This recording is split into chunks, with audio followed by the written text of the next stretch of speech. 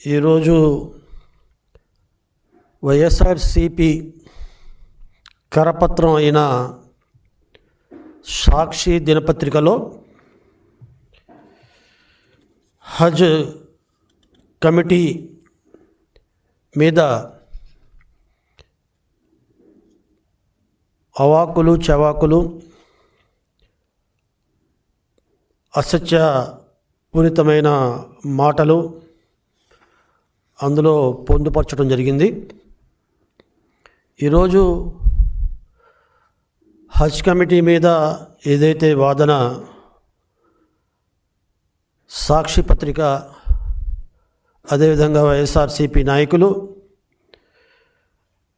ప్రజలలో, ముఖ్యంగా ముస్లిం సమాజంలో తీసుకొచ్చే ప్రయత్నం చేస్తున్నారో, ఒక రకంగా చెప్పాలంటే ఇది కోడిగుడ్డు మీద ఈకలు పేకే చందనంలా ఉంది.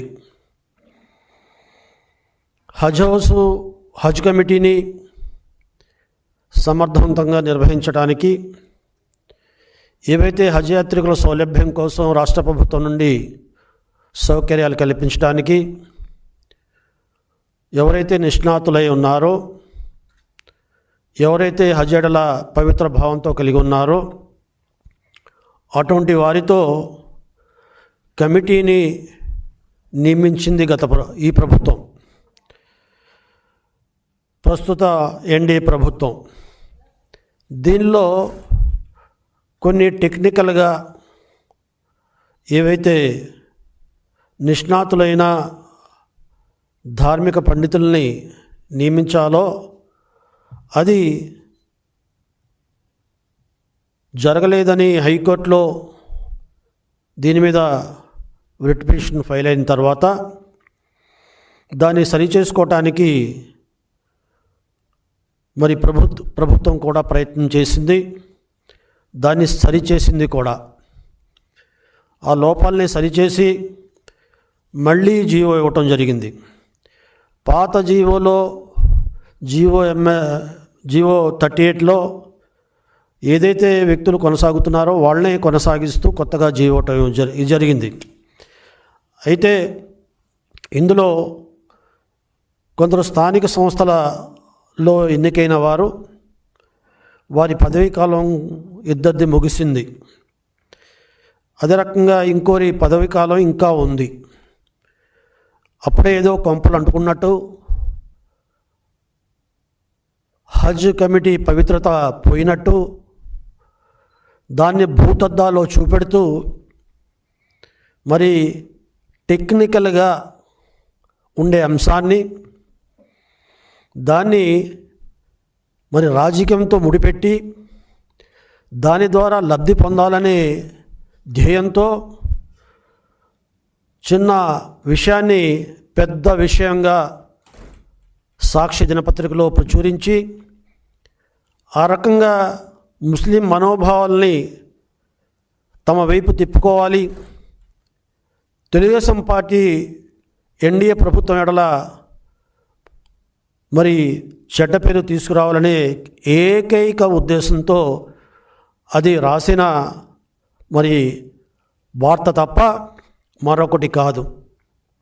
వారి పదవీకాలం ముగిసిన తర్వాత వాళ్ళ సభ్యులుగా కొనసాగాలా లేదా అనే మీమాంసాన్ని అధికారులు టెక్నికల్గా ఆలోచించి దాని మీద చట్టపరంగా, విధానపరంగా, రూల్ పరంగా ఏ రకంగా అయితే ప్రొసీజర్ ఉంటుందో దాని ప్రకంగా చర్యలు తీసుకోవడానికి కొంత సమయం పడుతుంది. కాబట్టి దానికంటే ముందు ఏదో తప్పు జరిగిపోయింది, ఏదో కొంపలు అంటుకుపోయినాయి, హజ్ పవిత్రత భంగం ఏర్పడింది. ఎక్కడండి హజ్ పవిత్రత? దానికి సంబంధం ఏంటి? వాళ్ళు స్థానిక సంస్థల సభ్యులుగా, స్థానిక సంస్థల ఎన్నికైన వారి కోటాలో వాళ్ళు నియమించారు. సరే, వాళ్ళు పదవి అయిపోయినంత మాత్రాన వాళ్ళు కొనసాగకూడదా అనేది అధికారులు ఆలోచిస్తారు. ఆ రకంగా అధికారుల స్థాయిలో ఒక నిర్ణయం తీసుకుంటారు.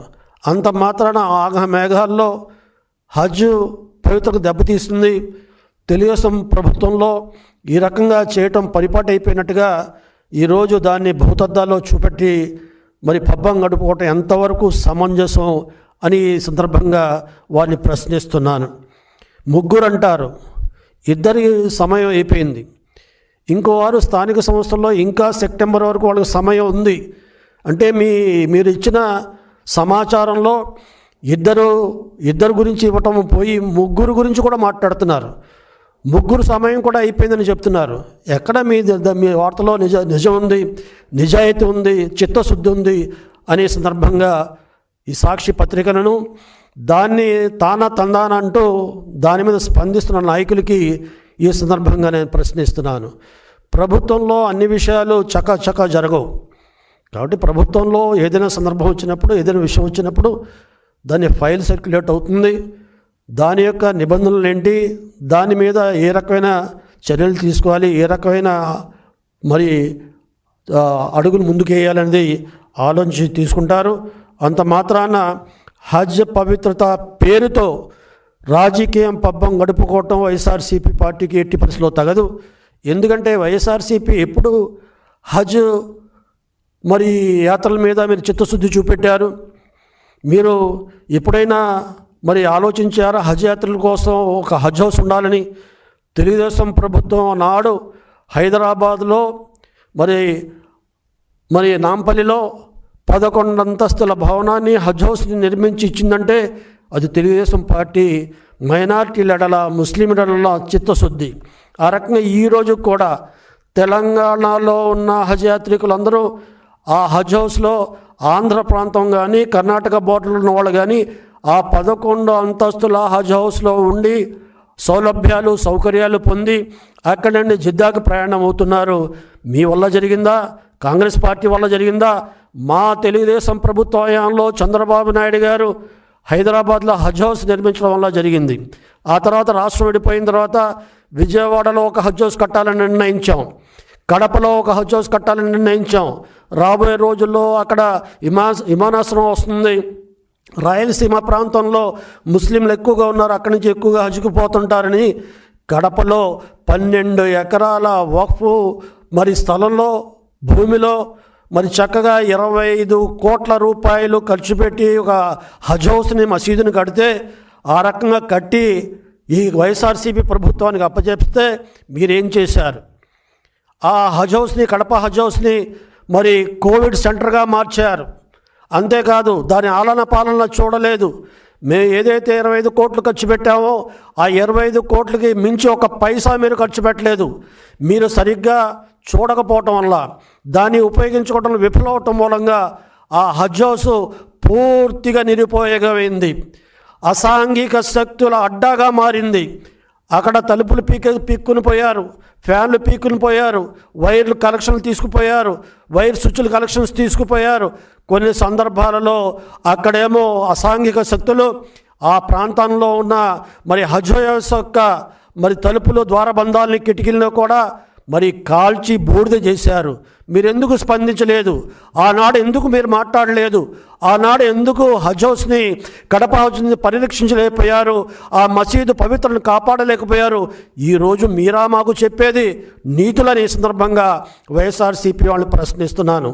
ఆనాడు చంద్రబాబు నాయుడు గారు కుమ్మరిపాలెం భవానీపురంలో సుమారుగా 3 ఎకరాల స్థలంలో మరి రాష్ట్రానికి విజయవాడలో రాష్ట్ర రాజధానికి చేరువగా ఉంటుందనే ఉద్దేశంతో అక్కడ 80 కోట్ల రూపాయల వ్యయంతో హజ్ హౌస్ని, అధునాతనమైన హజ్ హౌస్ని నిర్మించడానికి అక్కడ శంకుస్థాపన చేస్తే మీరేం చేశారని ఈ సందర్భంగా అడుగుతున్నారు.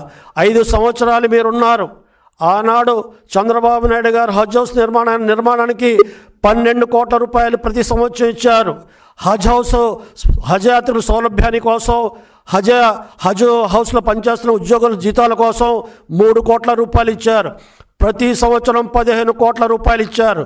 ఆ రకంగా 5 సంవత్సరాలు కూడబట్టిన డబ్బులతోటి కడపలో హజ్ హౌస్ కట్టి మరి 2014 నుండి 2019 వరకు తెలుగుదేశం పార్టీ అధికారంలో ఉన్నంత వరకు మే హజ్ హౌస్ కడపలో కట్టాం. అంతే రకంగా మరి విజయవాడ కుమ్మరిపాలెంలో హజ్ హౌస్ నిర్మించడానికి మరి శంకుస్థాపన చేసి ఆ యొక్క డిజైన్ కూడా పూర్తి చేసి మరి దాన్ని టెండర్స్ కూడా కాల్ ఫర్ చేసే తరుణంలో మీరు అధికారంలో వచ్చారే. అప్పుడు హజ్ హౌస్లో సుమారుగా 23,40,00,000 రూపాయలు మరి హజ్ కమిటీ డబ్బులు ఆనాడు హజ్ కమిటీ అకౌంట్లో ఉన్నాయే. ఆ డబ్బులతో మీరు పబ్బం గడిపారు. ఆ డబ్బులతోనే 5 సంవత్సరాల హజ్ యాత్రికుల సౌలభ్యం చేశారు తప్ప మీరేం చేశారు 5 సంవత్సరాల్లో అది చెప్పండి. ముందుగా మీరు 5 సంవత్సరాల్లో కేవలం 1 కోటి రూపాయలు కూడా ఇవ్వకుండా 90 లక్షలతో కాలం గడిపారు. ఉద్యోగస్తులకు జీతాలు కూడా సరిగ్గా ఇవ్వలేదు మీరు.